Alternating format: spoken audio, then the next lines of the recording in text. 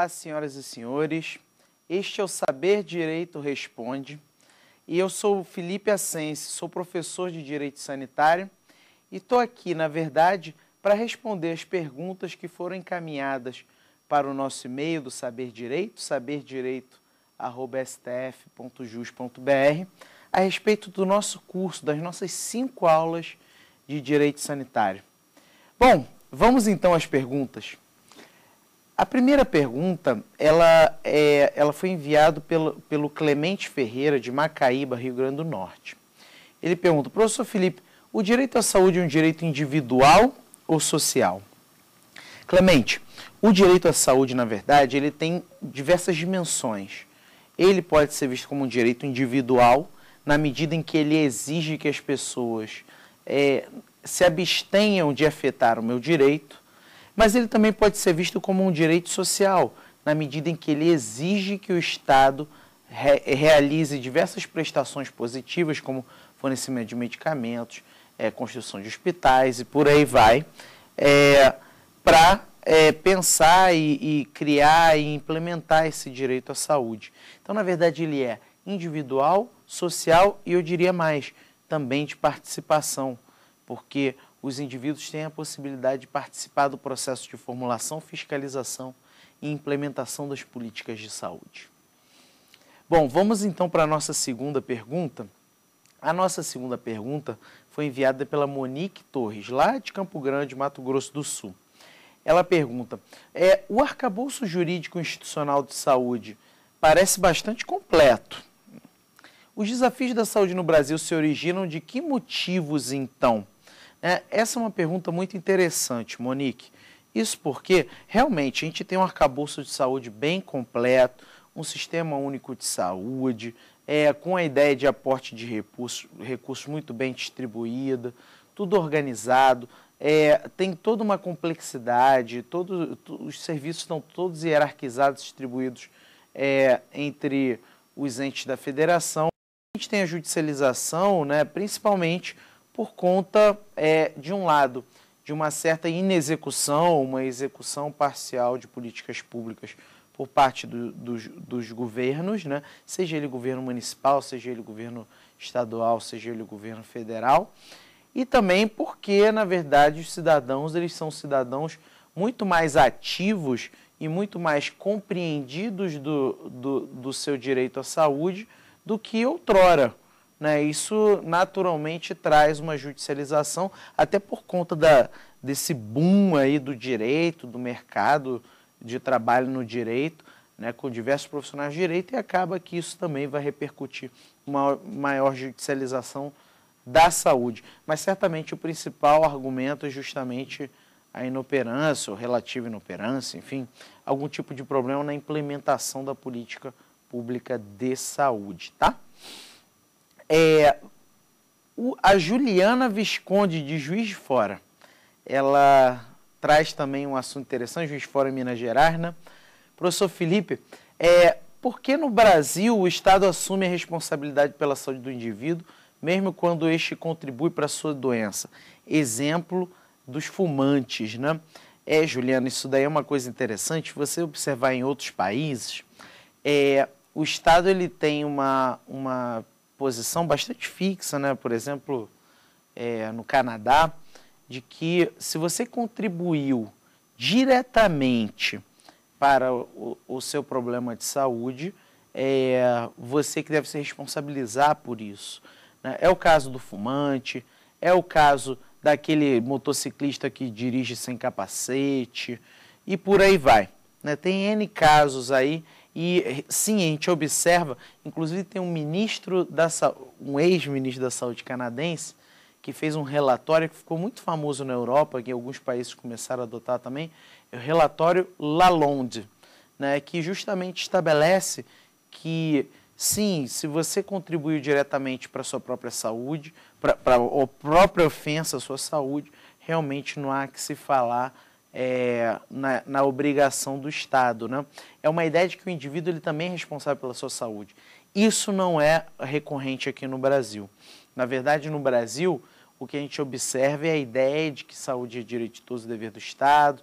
Então, mesmo o caso do dependente químico de uma determinada droga, ou do motociclista, ou do fumante, ele recebe sim a prestação estatal. Foi uma opção do legislador brasileiro e mais uma questão cultural nossa. Essa aqui é a verdade.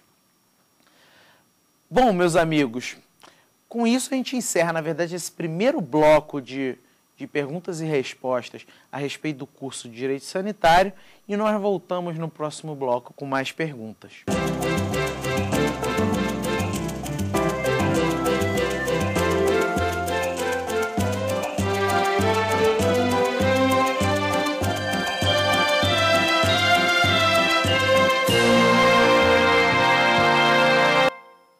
Olá, meus amigos, estamos de volta aqui no nosso segundo bloco do Saber Direito Responde.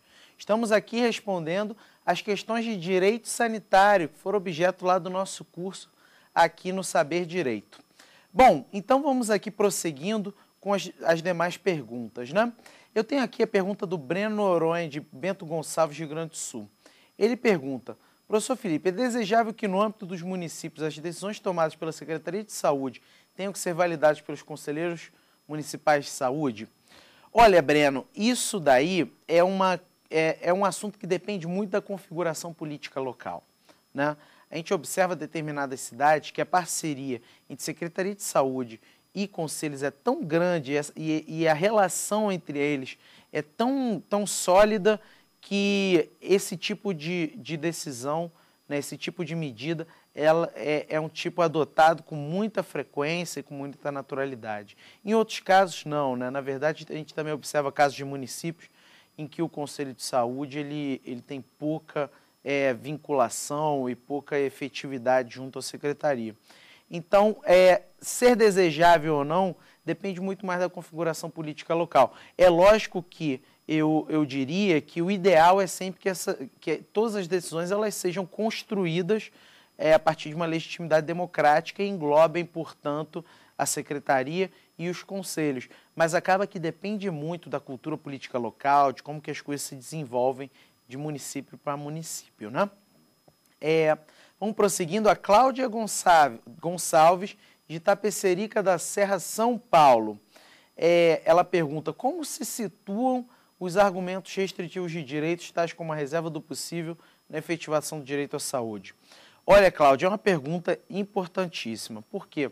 Porque os argumentos restritivos eles são muito utilizados principalmente pelos advogados do Estado, procuradores do município, do Estado, procuradores federais, por aí vai. São argumentos que têm seu fundo de validade, desde que, como qualquer outro argumento dentro do direito, sejam provados, né? O que se observa no Brasil é que os argumentos restritivos de direito, com mínimo existencial reserva do possível, eles são usados como dogmas, né? Dogmas são pontos de partida inquestionáveis, né? Então, isso é bastante perigoso.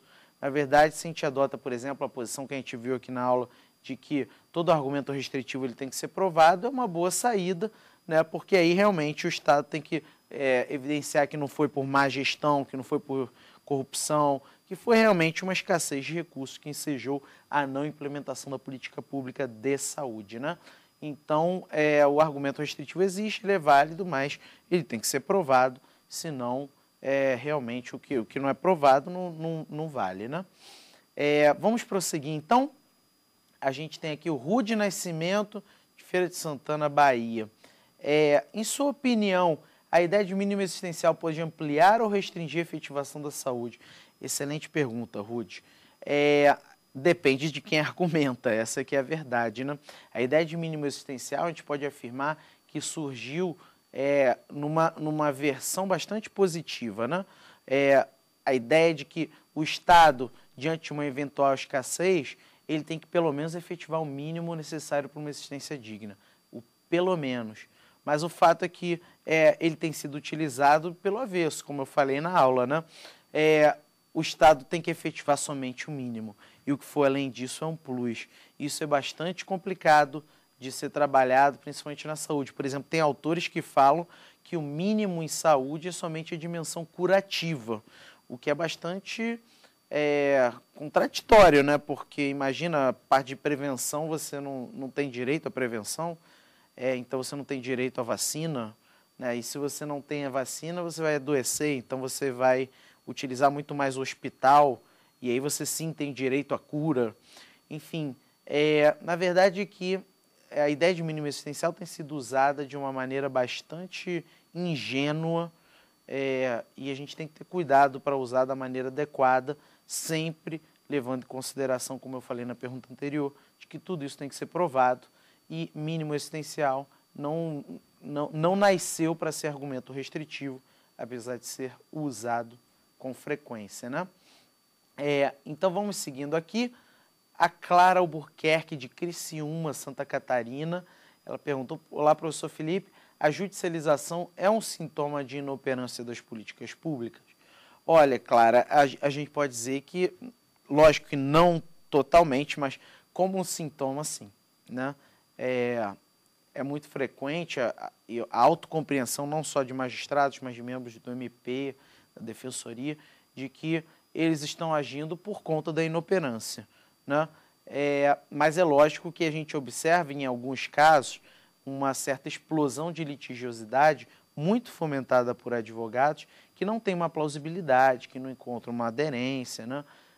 Como qualquer contexto judicial, você pode ter litigância de má-fé, né? Mas sim, a gente pode observar que, em boa parte dos casos, a judicialização se opera em função de ou uma inoperância ou uma inoperância parcial, né? Na maioria dos casos, em relação à saúde. Você tem razão, tá? Bom, meus amigos, vamos então fazer mais um intervalo e aí a gente prossegue com o nosso último bloco, o nosso terceiro bloco, o Saber Direito Responde, sobre direito sanitário. Até daqui a pouco.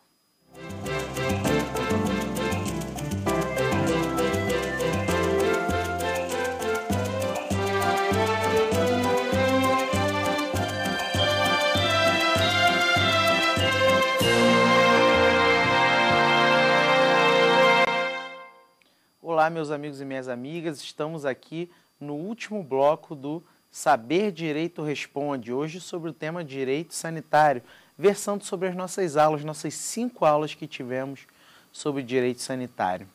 Vamos então prosseguir aqui com as perguntas dos nossos amigos espectadores, né?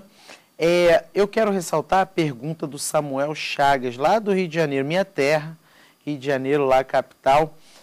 Obrigado, Samuel, pelo envio. Ele pergunta: julgar em saúde é um dilema para o magistrado? Por quê? Samuel, a gente pode afirmar sim que é um dilema para o magistrado. Na verdade, a maioria das ações judiciais em saúde, elas têm um pedido de tutela antecipada, ou então elas são decorrentes de uma medida cautelar, porque a maioria das ações decorrem de pedidos de urgência, né? É uma pessoa que não tem o leito no hospital, porque o hospital está lotado, é um determinado medicamento que não está no posto de saúde, é um tratamento que não tem disponibilidade ou é muito caro. Enfim, como a saúde ela tem uma relação muito próxima com a vida, boa parte das ações em saúde, elas são realmente pedidos de urgência. E aí, né, a gente tem aí um ser humano julgando. Né? E esse ser humano, é lógico, ele vai fazer um juízo crítico sobre os autos do processo, ele vai analisar as provas e tudo mais, mas, em geral, quando se há um mínimo de convencimento pessoal a respeito da plausibilidade do pedido, se defere sim, né? Até porque é uma responsabilidade muito grande para o magistrado indeferir um pedido de saúde, né? Vocês imaginem, o magistrado não conhece a pessoa, o processo chega a ele, né? Ele às vezes não tem um núcleo temático, um núcleo técnico para auxiliá-lo na sua decisão, ele tem que decidir, e a opção, ela com frequência se torna uma opção mais garantista de deferir os pedidos em saúde.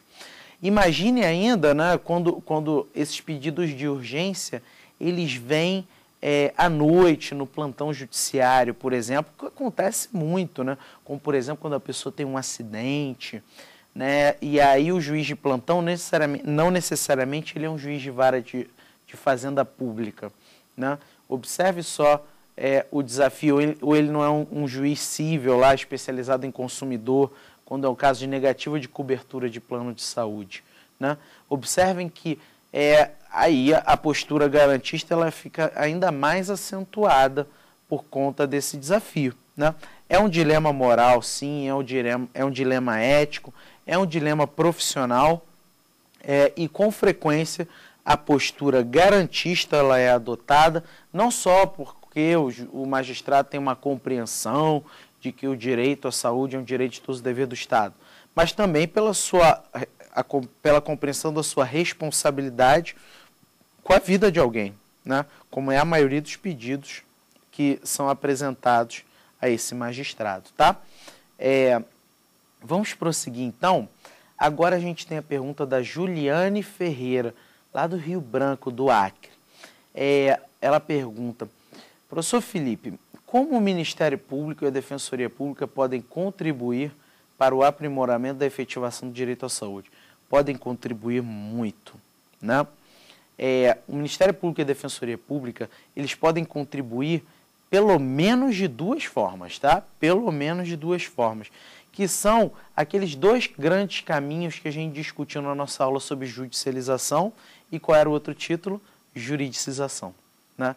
Ministério Público e Defensoria Pública podem ser grandes atores no âmbito da judicialização, ou seja, propondo ações judiciais, sejam ações civis públicas, sejam ações individuais mesmo, né? São instituições jurídicas que têm legitimidade, que têm uma importância enorme no interior da saúde. Então, Juliane, é muito importante a atuação do Ministério Público e da Defensoria Pública. Agora, mais importante ainda, eu ressaltaria que é a atuação extrajudicial, né? O Ministério Público e a Defensoria Pública, eles têm dentre as suas funções institucionais a possibilidade de atuar extrajudicialmente no interior da saúde. E é muito interessante como que promotores, defensores, promotoras, procuradoras, procuradores, defensoras têm estabelecido diversas estratégias, inclusive de forma bastante criativa, nesse âmbito extrajudicial para efetivar a saúde, responsabilizando gestores, dialogando, trazendo conselhos de saúde, pactuando com sociedade civil, com o Estado, estabelecendo políticas e tudo mais. Então, a gente observa, sim, o cenário da juridicização como um cenário que Ministério Público e Defensoria Pública podem desenvolver sua capacidade de inovação. Porque na judicialização, né, a gente sabe, tem que obedecer as regras de direito material e direito processual, né? Enquanto que o espaço extrajudicial você tem maior gradação, você tem a possibilidade de estabelecer, através de mediações e tudo mais, diversos acordos e parcerias e estratégias bem inovadoras mesmo no interior da efetivação da saúde, né? Então, excelente pergunta sua. E a gente também tem aqui a pergunta da Graça Sarquis, lá de São Paulo, né? São Paulo capital. Ela pergunta, e é uma pergunta bastante interessante. Professor, hoje em dia tem sido mais desejável a judicialização ou a juridicização da saúde? Graça, depende muito mais do objetivo, né? Do que se pretende alcançar e mais de quais são as partes em conflito. Vou dar um exemplo para você antes de responder propriamente se é desejável ou não. Há prefeituras aqui no Rio de Janeiro que tem como norma, assim, norma não dita, né, que não firmam termos de ajustamento de conduta, que é uma das estratégias extrajudiciais do Ministério Público, que é muito utilizada no interior da saúde. É uma estratégia extrajudicial baseada na juridicização que visa estabelecer um mecanismo de diálogo, de pactuação entre Estado, com frequência tem conselhos de saúde e por aí vai. E há prefeituras que dizem expressamente, recomendam de forma vinculativa, digamos assim, aos secretários, não só o secretário de saúde, mas de educação e tudo mais, de transporte, não realizem TACs, né? Então, observem que ser ou não desejável uma estratégia extrajudicial vai depender muito mais dos objetivos que se pretende alcançar, mas também da vontade política, da história de colaboração entre as instituições jurídicas e governo e com frequência com a participação da sociedade civil, né? O que faz com que, em muitos casos, quando você não tem essa postura dialógica, de colaboração, de pactuação, de gestão compartilhada da saúde, o único caminho que vai restar realmente é a via da judicialização. Observe que na judicialização e na juridização, a gente tem sempre um dilema, que é o dilema do acesso à justiça, né? Bem ou mal, a gente ainda tem aquela pessoa que não tem acesso nem à via judicial, nem à via extrajudicial. E acaba que não é contemplada na efetivação do seu direito à saúde, né? Então, um aspecto a ser considerado, que a gente inclusive trabalhou na nossa aula, é justamente isso, né? O acesso à justiça no caso da saúde, né? Muita gente ainda está de fora dessa judicialização e dessa juridização e morre nos leitos dos hospitais, não tem acesso aos medicamentos, né? O que faz com que essa judicialização, essa juridização, em alguns casos, né, principalmente a judicialização, esteja acompanhada de um certo viés de classe, né? Em geral, são pessoas que mais conhecem os seus direitos, que tem algum advogado na família ou que tem a possibilidade de custear um advogado e por aí vai, né?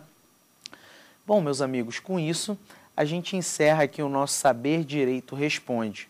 Muito obrigado pela participação de vocês, pela audiência, principalmente aqui dos nossos pessoas que enviaram perguntas e tudo mais. Fico muito feliz e muito agradecido pela participação e a gente se vê, né? Já convido vocês aí para o Saber Direito Debate, que vai ser também transmitido e vai ser uma discussão bastante interessante. Muito obrigado e até a próxima.